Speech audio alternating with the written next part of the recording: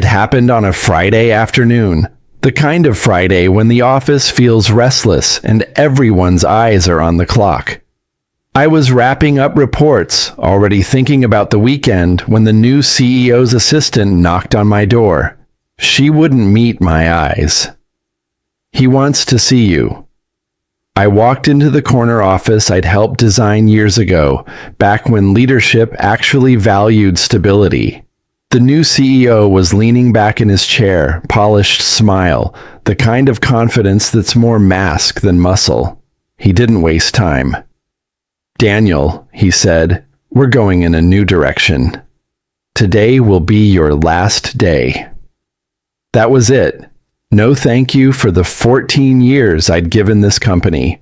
No recognition of the systems I'd built, the audits I'd passed, the nights I'd spent keeping the place out of trouble. Just a cold smile and a security guard already waiting by the door. The humiliation hit harder than the words. Colleagues who'd once come to me for guidance kept their heads down as I walked past, escorted like a criminal. My badge was deactivated before I even reached the parking lot. By the time I pulled out onto the freeway, I wasn't an employee anymore. I was just another casualty of a man who thought power meant cutting throats. That night, I sat at my kitchen table staring at a cardboard box of personal belongings, photos of my kids, a couple of framed certificates, the pen Emily gave me on our 10th anniversary.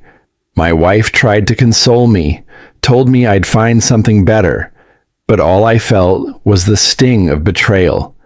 I wasn't just fired. I was discarded. But here's the thing about betrayal. Sometimes it sets up the perfect reversal.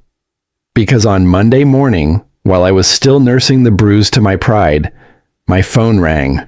A number I didn't recognize. The voice on the other end was calm, professional. "Mr. Carter, this is Agent Lawson with the Federal Compliance Office. We're beginning an investigation into your former company. We'd like to speak with you immediately. In fact, our team is on site right now, and they asked for you by name." I froze. My name. They hadn't stumbled onto me by chance. They came looking. The same company that threw me out on Friday was being combed through by government auditors on Monday, and somehow, I was the person they needed. I set the phone down and laughed. Quiet, disbelieving laughter that filled the empty kitchen. The new CEO thought he'd buried me. He thought firing me meant freedom to do whatever he wanted. No one left to question him. No one to guard the books. But what he didn't know was that the government was already digging, and they wanted me to hold the shovel. Before the new CEO walked in, my life felt like it was on rails. Predictable, steady, maybe not exciting, but dependable in all the ways that matter. I had worked at the company for over a decade, long enough to see faces come and go, long enough to know where the weak spots were, and how to keep the whole place upright. My role was compliance, internal audits, financial controls, making sure we didn't do anything stupid that would land us in hot water. Some people hated those tasks. I thrived on them. I built my career brick by brick, starting in the lowest rung of accounting, the guy who double-checked invoices and made sure the math lined up. I didn't have the loudest voice, but I had the sharpest memory. Numbers that didn't match burned in my brain like neon lights. People learned quickly that if something was off, I'd find it. That reputation carried me upward. Eventually, I wasn't just a guy crunching numbers. I was the one who made sure no one could take shortcuts that would destroy us later. The leadership back then valued that. They weren't perfect, but they respected order. They used to say, "Daniel, your work is invisible, but it's the kind of invisible that saves us millions." I wore that like a badge of honor. My team was small, 2 analysts and an assistant, but together we kept the place clean. We weren't popular, but we were necessary. People rolled their eyes at our checklists until a regulator came calling. And suddenly, we were heroes. The culture was normal. That's the best way I can put it. Potlucks in the break room, half-day Fridays before long weekends, a Christmas party where the CFO always sang badly and no one cared. I knew the receptionist's kids' names, the IT guy's favorite football team, the janitor's birthday. It felt like a community, not just a company. Stability was our identity, and I believed in it. At home, that stability carried me. My wife liked knowing my hours rarely spiked out of control. I was home for dinner most nights, not missing birthdays or school plays. I may not have been the most exciting dad, but I was present. That mattered to me. My kids joked that I was the rule guy, the one who checked locks twice and filed taxes a month early. I laughed because they were right. I believed in rules. Rules kept life from spinning off into chaos, but stability has cracks, even if you ignore them. Before the new CEO, whispers had already started. New investors coming in, pressure to modernize, talk of a leadership shakeup. I told myself it would be fine.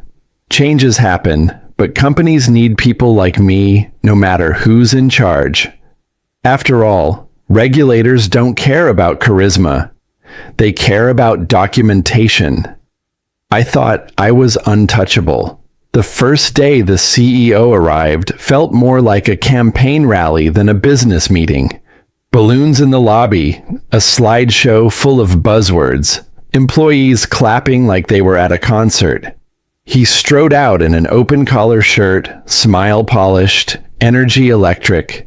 People leaned forward in their seats as if he were about to save us from something we didn't even know we needed saving from.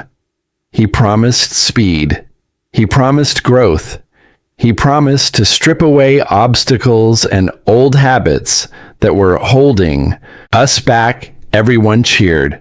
I clapped too, but inside, a warning bell went off. Because in my world, obstacles usually meant controls. I met him briefly afterward. He shook my hand with both of his, looked me square in the eye, and told me he valued builders. Said we'd talk soon about trimming bureaucracy. I smiled back politely, but that word, bureaucracy, sat heavy in my chest. To me, it meant he didn't see the difference between useless red tape and the guardrails that keep the whole vehicle on the road. At first, the changes looked harmless. Meetings got flashier names, PowerPoints got shorter, people started using phrases like move fast and bless it later. But small things kept piling up. A contract landed on my desk with a backdated signature, which would make revenue appear earlier than it should. I flagged it, sent it back with notes, but 2 days later, it showed up in the system as approved, without my signature. I noticed vendor files missing critical documents, payments pushed through without proper approval, new hires bypassing the training my team used to give.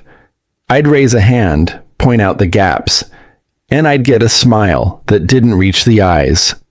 Don't worry, Daniel. We'll handle it. Then they'd do what they wanted anyway. I started keeping a private record. Nothing emotional, just dates, times, what I saw, what was ignored. If the new boss wanted speed, fine, but I wasn't going to let myself be erased in the process. I wasn't naive. I knew how this story could end. But part of me still believed loyalty mattered, that if I kept the company safe, the company would keep me safe. Even as meetings disappeared from my calendar, even as emails started bouncing with notes like simplify, no qualifiers, I told myself it was turbulence, not danger. Every new leader cuts out some people. Every transition has politics. I wasn't flashy, but I was necessary. I thought that made me secure. At home, my wife noticed the change in me before I admitted it to myself. I stopped telling stories about work. I came home quieter, carrying stress like an invisible weight. She asked if I was worried. I said no. I told her everything was fine. She looked at me like she could see through the lie. She said, "Fine is what you say when you're not." Still, I held on to one belief. I thought doing things the right way was enough. I thought the years I'd given, the systems I'd built, the nights I'd stayed late fixing other people's mistakes would count for something. I thought being the one who kept everything honest meant I was safe. I was wrong. The changes started like hairline fractures, so thin you almost convince yourself they're not real. But fractures spread. The first time I truly felt the ground shifting was a Thursday morning when an email hit my inbox marked urgent. It was a contract, a big one, attached with a note that said, "Need this," signed off. Immediately I opened it, skimmed the numbers, and froze. The effective date had been pushed back 2 weeks. That meant revenue we hadn't earned yet would hit the books for the previous quarter. It wasn't just sloppy. It was fraud dressed up in a nice suit. I wrote back calmly, pointing out the error, attaching the relevant policy. I said the contract needed to reflect delivery dates, not someone's fantasy of them. I expected pushback, maybe a tense meeting. Instead, I got silence. 2 days later, I logged into the system and saw the contract marked as fully executed, without my sign-off, without legal review, just approved by a temporary admin code. That was the moment I realized the new CEO wasn't just cutting corners. He was removing guardrails altogether. I brought it up in the next leadership meeting. My voice was steady, not dramatic. I explained why backdating revenue was a violation, not just of internal policy, but of federal law. The CEO smiled at me across the table like I was a child interrupting grown-ups. "Daniel," he said, "I appreciate your thoroughness, but we need flexibility if we're going to grow. Don't sweat the small stuff." Everyone laughed lightly, as if compliance was a punchline. I sat there, jaw tight, writing his words down in my notebook, the ink pressing so hard it nearly tore the page. After that, I started noticing the pattern everywhere. Vendor onboarding forms missing signatures. Payments rushed through without approval. A new strategic operations team approving expenses they didn't have authority for. When I flagged it, someone would pat my shoulder and say, "We'll bless it later. Bless it later." It became the company's unofficial motto, a slogan for people who thought rules were just speed bumps. My team felt it too. Kayla whispered to me that she'd been asked to massage a reconciliation to make numbers match the forecast. She didn't do it, but she was scared. Tom noticed backdated purchase orders slipping through the system, numbers so neatly rounded they looked more like guesses than actual figures. They brought it to me, and I told them what I had already decided for myself. Don't fight them head on. Document everything. Save your work. Protect yourselves. At first, I still believed I could steer the ship even if the captain was reckless. I drafted memos, clean and professional, explaining the risks. I offered training refreshers for the new hires who had no idea how dangerous these shortcuts were. I tried to be useful instead of oppositional. But my emails started coming back with notes like, "Simplify this," or "Don't overcomplicate." One even said, "Daniel, qualifiers confuse the story." Qualifiers as in the truth. Meetings I'd always been a part of disappeared from my calendar. I'd hear about new initiatives from whispers in the hallway. Or worse, from clients who assumed I was in the loop. When I asked about it, the CEO's chief of staff gave me a polite smile and said, "We're streamlining communications." Streamlining meant silencing. The atmosphere in the office shifted too. Old colleagues who used to nod to me in the halls now kept their distance, as if association with compliance might stain their reputations. Some even started echoing the CEO's phrases: velocity, freedom to win, trust the field. It felt like watching a cult form, and I was the outsider in a building I'd practically built. I started keeping my own private log, not just of policies and violations, but of conversations, dates, names, exact words. When someone said, "We'll fix it later," I wrote it down. When a VP said, "Don't let Daniel slow us down," I wrote that too. Each entry was like a stone in a wall I was quietly building. I didn't know yet what that wall would defend me from, but I knew I would need it. At home, the weight followed me. My wife noticed it in the way I chewed slower at dinner, in the way I stared at my phone long after I'd put it down. She asked if I was okay. I told her I was fine. But fine was a lie. I felt like I was watching a storm roll in, powerless to stop it, knowing I'd be the one struck first. The unraveling reached its peak that Thursday night. I stayed late reviewing month-end numbers. I noticed a series of entries that didn't belong. Revenue recorded for contracts that hadn't been fulfilled. Invoices marked paid with no cash actually received. I pulled the files, checked the system. It was deliberate. Someone was moving numbers to make the quarter look strong. My stomach twisted. I knew exactly what this meant. I was being set up. If regulators caught this, they'd look straight at compliance and ask why I hadn't stopped it. I sat in my office, the hum of the AC loud in the silence, staring at the glowing screen. I thought about 14 years of loyalty, 14 years of building systems that worked, 14 years of believing I was protecting something worth protecting. And now, it was all being twisted by a man who didn't care about anything but his own numbers. By Friday morning, the decision was made for me. My badge didn't work at the front door. I stood there, scanning it again and again, the red light flashing back like a warning I'd ignored for too long. A guard walked over, polite but firm, and said, "Mr. Carter, please come with me." They walked me to HR, where the new CEO was waiting with that same polished smile. He thanked me for my service, said I wasn't aligned with the new direction, and handed me a termination letter already printed. No room for conversation. No thank you for the years I'd kept them safe. Just cold dismissal and a cardboard box for my desk. As I carried that box through the halls, I noticed the way people avoided my eyes. The same people I'd protected with long nights and careful audits suddenly found the floor fascinating.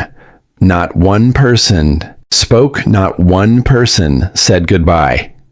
I walked out like a ghost, erased before I even hit the parking lot. I sat in my car for a long time, staring at the building I'd given half my life to. My hands were steady, but inside, something had cracked. The unraveling was complete. The storm had hit, and I was the one washed away. But storms don't just destroy. Sometimes they reveal. And as I drove home that day, I didn't know yet that the very system they tried to silence me for would be the same system that saved me. Because by Monday morning, the government would come calling. And when they did, they weren't looking for the new CEO. They were looking for me. Friday felt like the longest walk of my life. One moment I was an employee with 14 years of history. The next, I was standing in HR with a cardboard box and a termination letter that could have been written before I even walked in the room. The CEO didn't even bother to dress it up. "You're not aligned with our vision," he said with that smug grin, as if vision excused fraud. My badge was already deactivated, my email already shut off. They hadn't fired me in that moment. They'd erased me before I even knew it was coming. I walked through the halls carrying that box, past people who once trusted me. People who had leaned on me when regulators came around. People I'd protected more times than they would ever know. Not one of them met my eyes. It was like I'd never existed. By the time I reached the parking lot, I felt like a ghost in broad daylight. That night, I sat at my kitchen table staring at my life reduced to a box. A family photo, a few pens, the mug my daughter gave me that said, "World's Okayest Dad." 14 years, boiled down to trinkets. My wife tried to comfort me. She said it wasn't my fault, that companies change, that I would find another place that valued me. I nodded, but inside, I felt gutted. Fired not for failing, but for refusing to look the other way. But here's the strange thing about betrayal. It can break you or it can sharpen you. And for me, it did both. Monday morning, still numb, I was sipping coffee when my phone rang. The number was unfamiliar. I almost let it go to voicemail, but something told me to answer. "Mr. Carter?" a calm voice asked. "This is Agent Lawson with the Federal Compliance Office. We're conducting an investigation into your former company. Our team is on site right now. They've asked for you by name." For a moment, I couldn't even process the words. By name. The very place that tossed me out on Friday, stripped me of access, pretended I was irrelevant. By Monday, federal agents were in their lobby asking specifically for me. I set the coffee down, hand shaking. My wife looked at me across the table. "What is it?" she asked. I laughed, not the kind of laugh that comes from joy, but the kind that comes when the universe plays a card so perfect it feels scripted. "They want me," I said, softly. "The government wants me." In that instant, everything shifted. The humiliation of Friday didn't vanish, but it transformed. It wasn't an ending. It was the spark of a reversal. The CEO thought he'd silenced me, that he'd buried me under his charm and his shortcuts. What he didn't know was that the people who actually mattered, the ones with the authority to shut him down, already knew my name. They weren't calling for him. They weren't asking for his vision. They were asking for me. I leaned back in my chair, the weight of the last 3 days pressing on me, and I realized something. I didn't need to chase revenge. Revenge was already on its way, wearing a government badge and carrying a briefcase. That was the moment I knew I wasn't broken. I was being sharpened. And the man who thought he'd ended me on Friday? By Monday, he'd learn the truth. I wasn't the problem. I was the reckoning. The call from Agent Lawson changed everything. I went from being a man with a cardboard box of office junk to being the one person the government wanted in the middle of their investigation. I didn't shout. I didn't celebrate. I just sat in silence for a few minutes, letting the truth sink in. All those years of being the boring compliance guy, the man who cared about signatures and dates and documentation, suddenly, that was my weapon.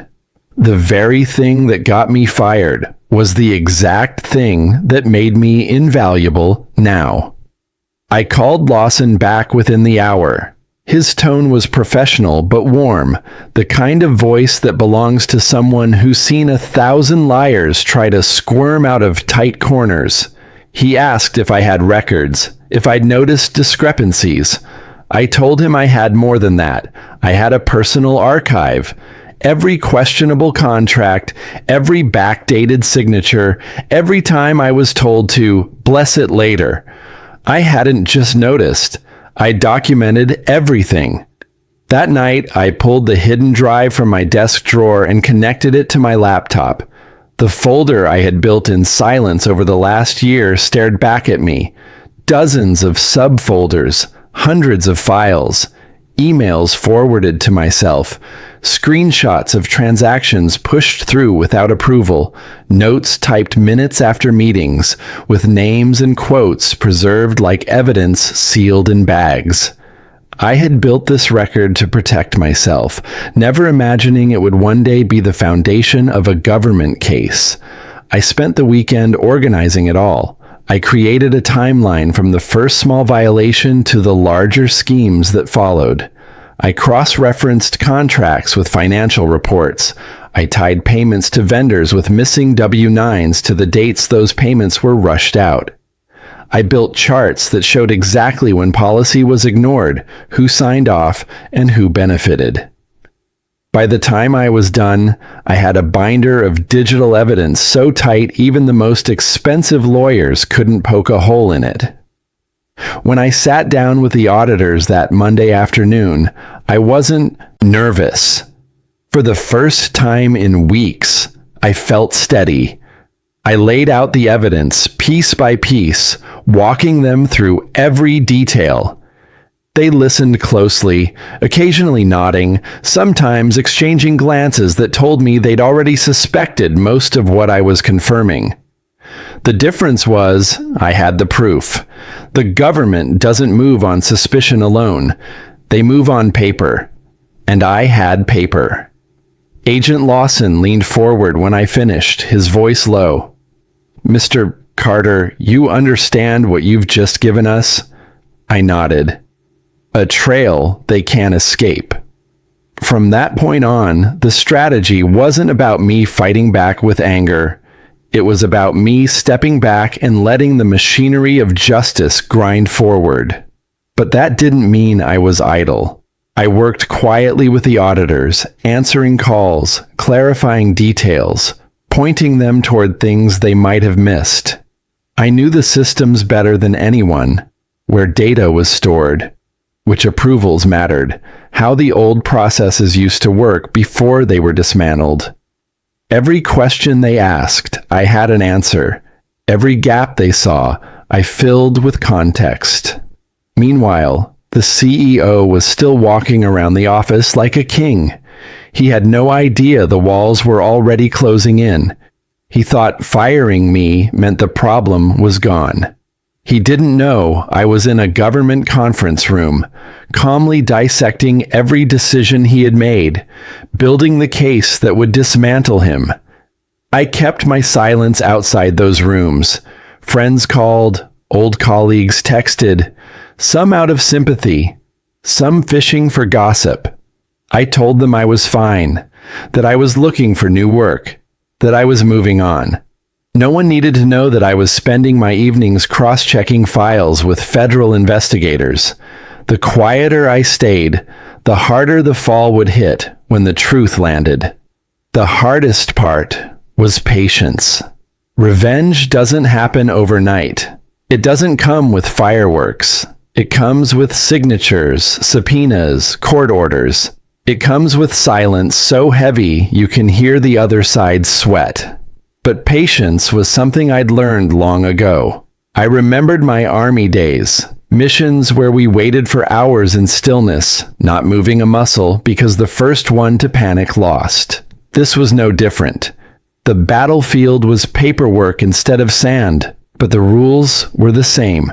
Stay calm, stay quiet, strike when it counts. Weeks passed and the investigation deepened. I heard whispers through the grapevine that the auditors were requesting files no one could produce, asking questions the CEO couldn't answer. His confident smile was cracking, though he tried to hide it behind speeches about momentum and trust. But numbers don't trust. They don't lie. And the numbers were betraying him one by one. The irony wasn't lost on me. I had been thrown out for being the man who slowed things down, the man who insisted on doing it right. Now the very people he feared least, auditors, compliance officers, regulators, were the ones dismantling his empire. And every single piece of evidence they used came from the file I had built in silence. I never once raised my voice. I never once confronted him directly. I didn't need to. My revenge wasn't in shouting. It was in the calm preparation, in the quiet building of a case so strong he wouldn't even have time to deny it before it buried him. One evening, as I shut down my laptop after another long session with the auditors, my wife asked me how I could stay so calm through all of this. I told her the truth. Because I already know how this ends. He fired me thinking he'd won, but I had already written the ending. He just hasn't read it yet. She smiled faintly, but her eyes told me she understood. She knew this wasn't about bitterness anymore. It was about justice. The CEO thought he was playing chess, but I'd been playing a different game entirely. Every move he made was already documented. Every shortcut he took was already logged. He thought the board was his. He didn't realize the game was over before it even began. The first sign that the walls were caving in didn't come from the auditors themselves. It came from a former coworker who called me one afternoon, whispering like he was sharing state secrets. "They're here again," he said. "The government. They're camped out in the conference room, pulling files, and the CEO looks like he hasn't slept in days." I thanked him, hung up, and leaned back in my chair. For the first time since being fired, I felt that tight knot in my chest loosen. The investigation wasn't a theory anymore. It was real, and it was happening right under his nose. A few days later, Agent Lawson called. His tone was businesslike, but there was an edge of satisfaction underneath. "Mr. Carter, your documentation has been critical. We'd like you to come in again. This time, to walk us through the operational systems. You know them better than anyone still on the inside." When I arrived at the government office, I was ushered into a room where stacks of binders lined the table. My binders, my notes, my emails. The timeline I had created was now the backbone of their case. Lawson gestured to a chair. "Help us connect the dots." For hours, I walked them through everything. How the approval hierarchy was supposed to work, and how it had been bypassed. How contracts were backdated to inflate revenue. How vendor files were pushed through without documentation.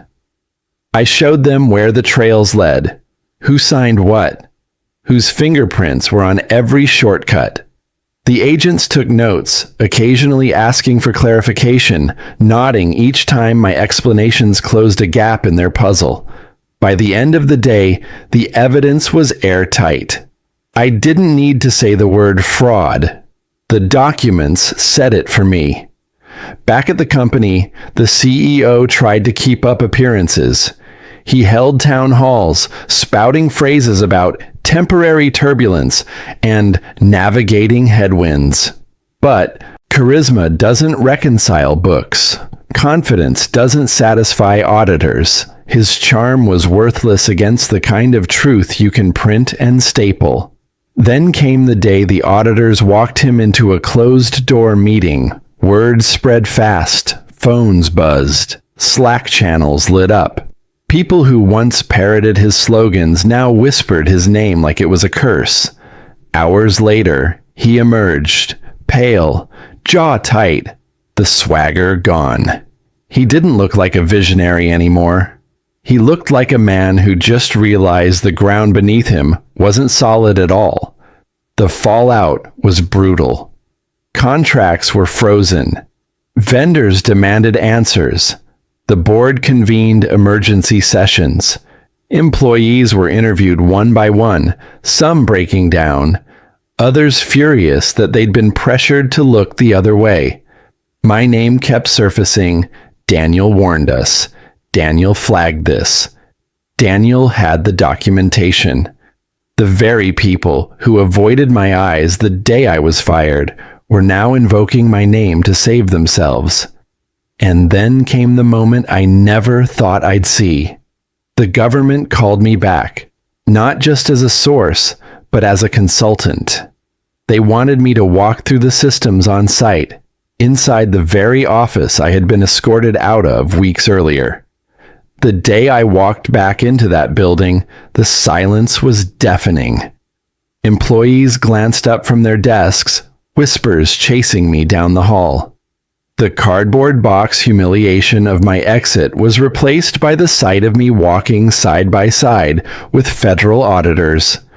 The same guard who once deactivated my badge now held the door open for me.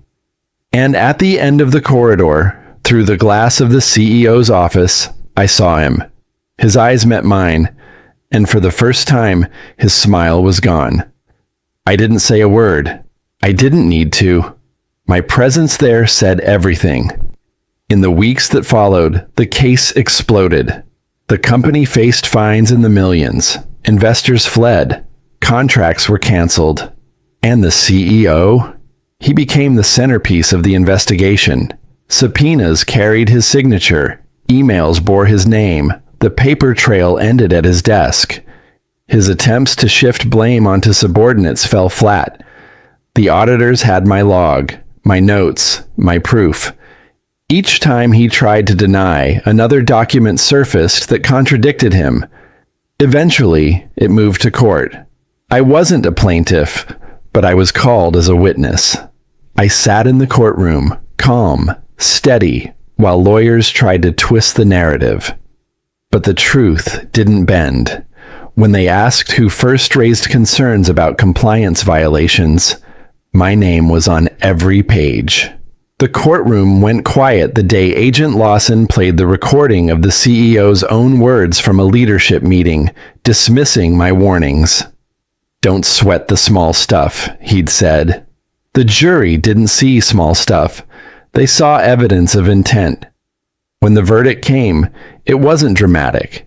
No shouting, no chaos. Just the sound of a gavel and the end of a man's career. He was fined, barred from holding executive positions, and left with a reputation in ashes. The same man who strutted around firing people for not aligning with his vision now couldn't even step into a boardroom without the stench of scandal following him. I walked out of that courthouse into the sunlight, not with fireworks, but with a quiet satisfaction that felt deeper than any victory I could have imagined. He had fired me on a Friday, smug and certain he had erased me.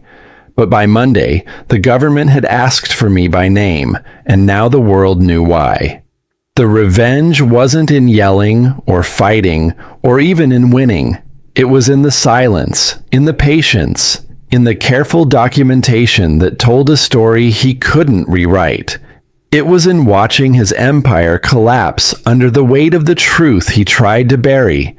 And the best part? I never raised my voice once. Months passed after the verdict, and for the first time in a long time, my life felt quiet. Not the suffocating quiet of being erased, but the peaceful kind you feel when a storm has finally rolled past and the sky clears. I would wake up, pour my coffee, and sit by the window with no phone buzzing in my pocket. No urgent emails telling me to bless it later. No pit in my stomach that the numbers on the page didn't match reality. Silence became a gift. I found work again, quicker than I expected. Another firm reached out after hearing about my role in the investigation.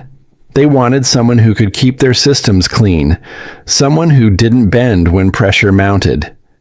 I didn't even have to pitch myself. My reputation did it for me. This time, I didn't just get a job.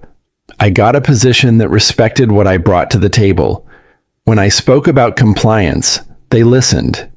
When I flagged a risk, they didn't roll their eyes. They acted. It was the kind of validation I hadn't realized I'd been starving for. At home, the difference was obvious. My wife said I looked lighter, like I'd set down a weight I'd been carrying for years. My kids noticed too. I wasn't distracted at the dinner table anymore, chewing in silence with my head still stuck in the office. I was present. I laughed more. I told stories again. The shadow of that Friday afternoon, walking out with a cardboard box while colleagues avoided my eyes, finally began to fade. Emily, the CEO who fired me, never contacted me directly. I didn't need him to. The headlines told me everything I needed to know. His downfall was public, his career in tatters, his name tied forever to the mess he created. The man who thought he could erase me couldn't erase his own signature on fraudulent contracts. Every time I read a new article about his ban from future executive roles, I didn't feel joy so much as justice. The truth had spoken louder than I ever could have. Looking back, I realized something important. Revenge wasn't the victory. Closure was. Revenge was watching the company unravel, yes, but closure was understanding that my work had meant something all along. Every memo I wrote, every note I jotted down, every refusal to sign off when I knew something was wrong, it all mattered. It protected me when I needed it most. I learned that silence isn't weakness. Sometimes silence is strength. It gives you room to see clearly, to prepare carefully, to let the truth build its own case. I didn't have to scream to be heard. I just had to let the facts do the talking. One evening, long after everything had ended, I sat outside on the porch with a cup of coffee in my hand. The sun was setting, the air warm, the world finally still. I thought about that Friday, about walking through the office with a cardboard box and a security guard at my side, feeling invisible. And I thought about the Monday after, when the government called asking for me by name. Those 2 days felt like opposites, but together they told the story of my life. You can be erased one day and needed the next. You can be underestimated until the truth comes knocking. He fired me on a Friday. By Monday morning, the government wanted only one man, and it wasn't him. It was me. If you've ever been underestimated, take this with you. The truth doesn't vanish just because someone ignores it. Sometimes the best revenge isn't loud. It's letting the facts speak when the time is right. And if my story meant something to you, share it. Someone out there needs to know patience can be power, and silence can be the sharpest weapon of all.